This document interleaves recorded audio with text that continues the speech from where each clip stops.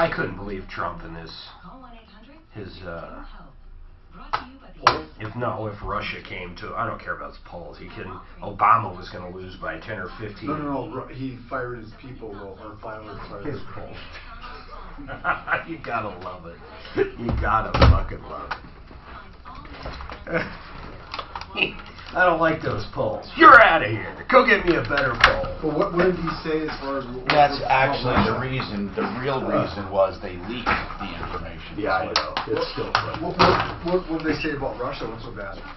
Oh, when he said if an outside government came to him with information, would he give it to the FBI? But what he should have never have said that on that interview. They said, that guy just wants to bury him. They said, would he listen? And he said, yes, he would listen. And then he said, if it's something wrong, I'd take it to the FBI. That's right. So what was wrong with that? He should have simply said this. It ain't going to happen. That's it. Leave it at that. But he clarified. I'm not going to answer a question that hasn't happened. That's stupid. Depends on the circumstance. But if a foreign government, he said, sure, I'd listen. Well, you have to listen. And he says, well, what if they just say he doesn't like him? I'm not going to take that to the FBI. Yeah, no. He said he wouldn't. But I mean, but they're just trying to trap him. Nothing wrong with that, right? With what he said. Apparently, there was a lot wrong with it. Well, so I don't know what to tell you. Well, just like everything, they take it out of context. Did you guys see that? There's a company now for like $100. Apparently, you can buy their software and crack anybody's iPhone or iPad. Really? 1.4 billion of them out there. With what? Well, all you need is what? Is it a third? Israeli forensics company Celebrite. These are the ones that cracked it for the FBI. But do you have to have information to do it, or do you just do it? No, the biggest thing is, no, you just do it, but you have to have the phone in hand. You can't do it like, if I had your phone, I could do it physically. Yeah, but that's still amazing.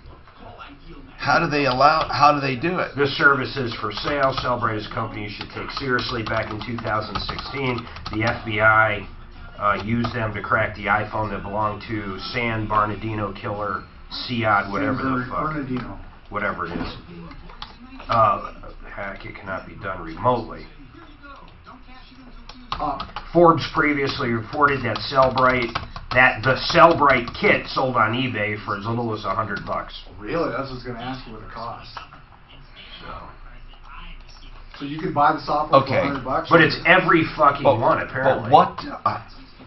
I mean... Just having the phone, though, is a big one. Here's what I want to know, though. You don't have to have any information, just the phone, and they can crack it. They can download all your files. So now, and they can use your phone. Does that make sense? So now, like your phone that you lost in the Uber. Mine's not an Apple, bro.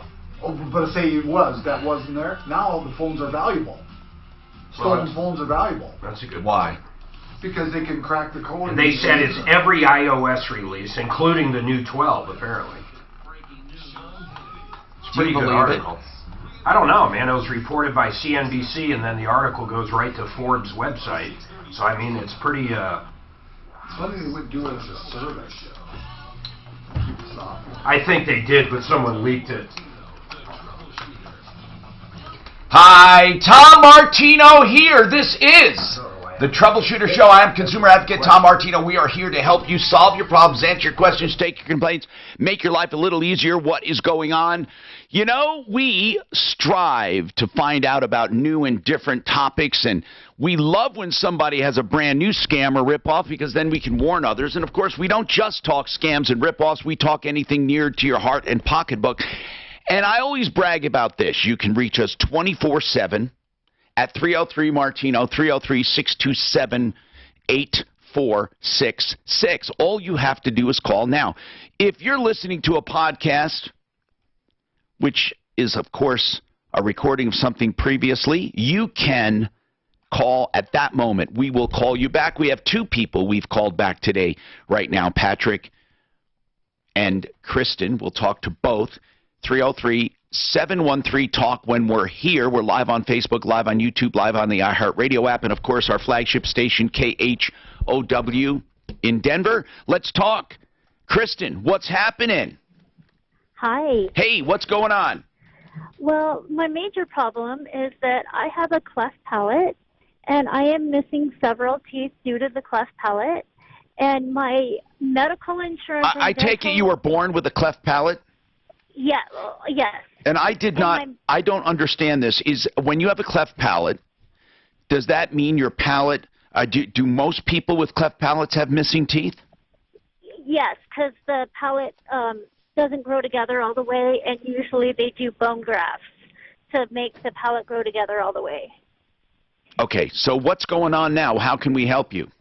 Well, my medical insurance and my dental insurance can't get along on who's going to pay for the implant because I've been wearing a partial since my early 20s. Yeah, okay. So, so hold on. Implants never became an issue because you were too young to get them?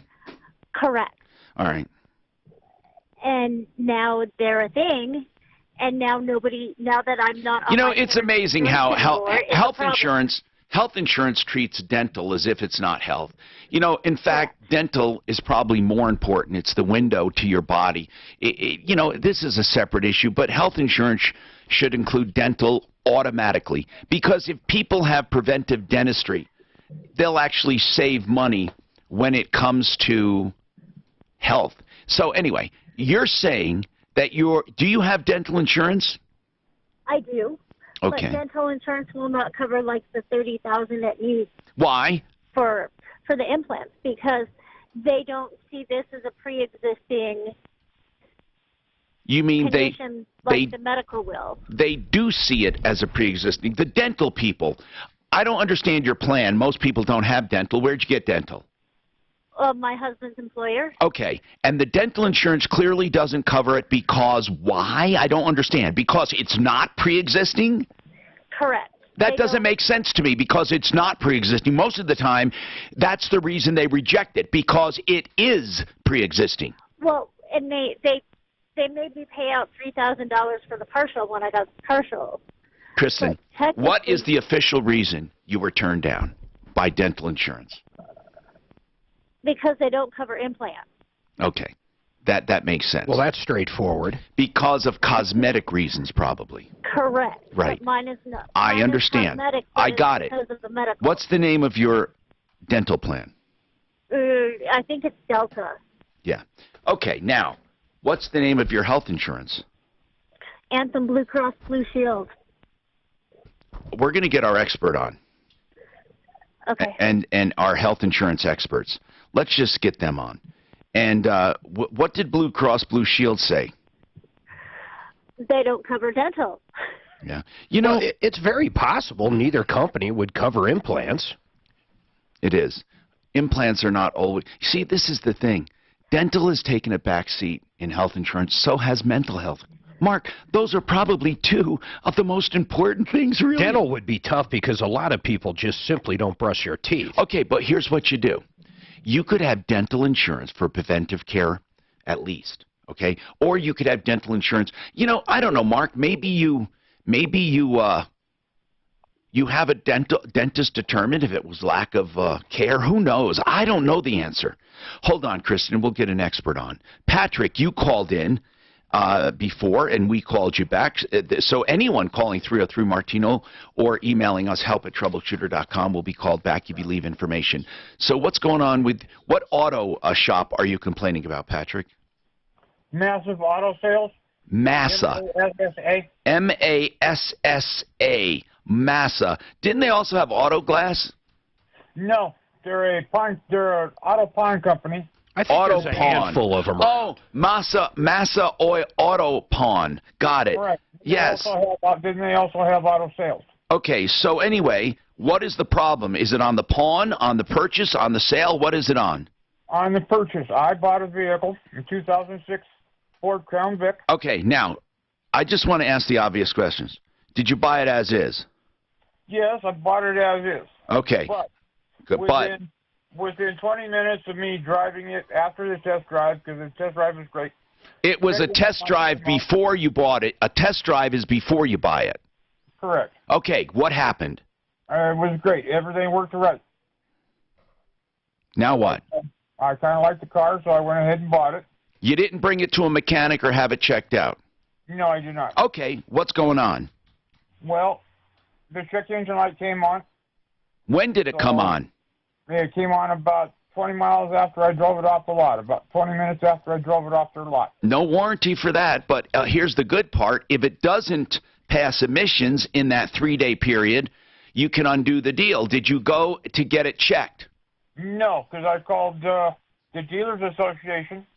Well, listen, I don't care what they told you. Here's what you have. You have a 3-day window to get your car checked. If it doesn't pass, you can undo the deal. If you don't get it checked and you don't get a failure, then you have no evidence that it failed. Okay, because I didn't have it done because I was told by the Dealers Association because the transmission's jumping out of gear. Once it gets drive, it's jumping out of gear now. Hold on. What did the Dealer Association tell you? Not to get the car checked? Not to get the car checked because they wouldn't even, with the check engine light on, they won't even drive it in the building. Well, listen. There are some vehicles with listen. There is something called visual inspection, and if you're missing equipment or if a light is on, you can't get your emissions. However, you have to get a failure in order to undo the deal. If you don't get a failure, when did you take it back to them then? First of all, you didn't get it checked within the first 3 days. So when did you take it back to complain to them about it? Well, I called him the next morning. The next morning, okay. And what did you do? I was told by them that I got the 2-and-2 program. 2 seconds off the lot. If it falls in 2 pieces or more, I get both pieces up my a-hole. That's what they said. They really said that to you? Yes, sir. Okay. Well, you know what? They're kind of right. I don't know what to tell you. You know what? You let them screw you, Patrick. First, let's just go over this. You bought a car without getting it checked. Second, you didn't immediately see if it would pass emissions. And third, well, not third. It's just done. I don't know what to do for you. I mean, what is wrong with the car? Let's talk about that. Maybe we can get it fixed. What's wrong with it? It jumps out once the transmission. No, I'm not asking the symptoms. Did you get it diagnosed from someone? No. Well, we got to do that. You know, Patrick, how many miles on this? 120,000. Okay.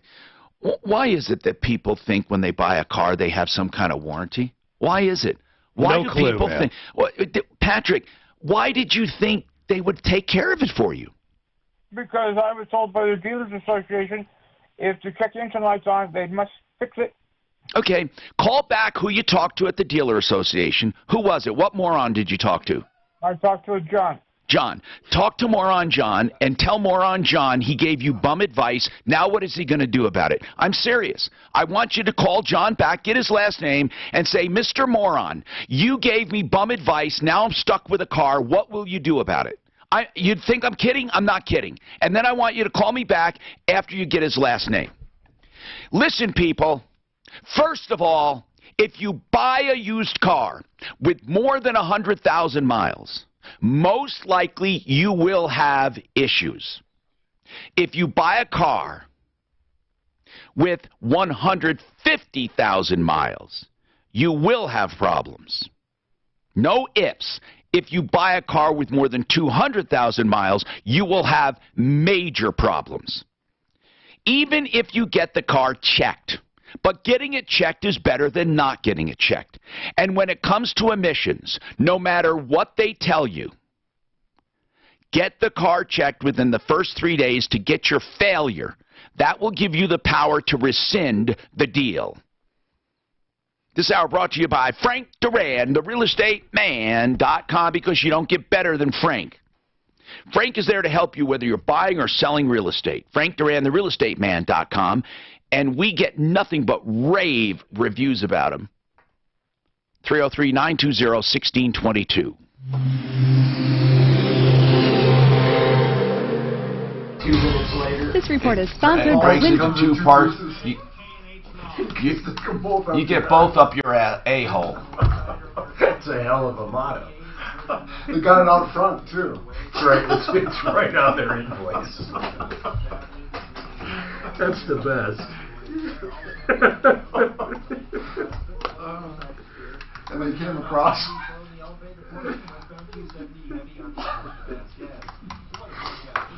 It's pretty good. What's too bad is you didn't take it to the So really, the dealer's board, this John, screwed up both places. If it's older than 12 years old, they can still, you know, Pass it. pass it with a dealer. I doubt he talked to anybody at the quote dealer's board. Maybe. A great hotel by Wyndham is closer John. than you think. Find Moron one John. and book direct. Stuttering John. That's where Stuttering John went. Stuttering John. K&H Home Solutions is the company that has done work for me over the years. They should do work for you. Why? First of all, they've been around like 60 years. I've known this company before Ted took over, and I've known Ted for 30 years. And here's what they're offering you right now. 30% off windows, siding, and doors. They're already low prices. That's right. You take 30% off. Now, if you mention Martino, you get an extra 10% off entry doors, so you can spruce up your home for spring and summer for good. And you know what? These windows, siding, and doors add value to your home. You can make your own appointment at khwindows.com. Make your own appointment, no obligation. 303-421-7100 for details. They also have financing available. They routinely beat the price and now get 30% off window siding and doors and an extra 10% on entry doors by mentioning Martino. khwindows.com.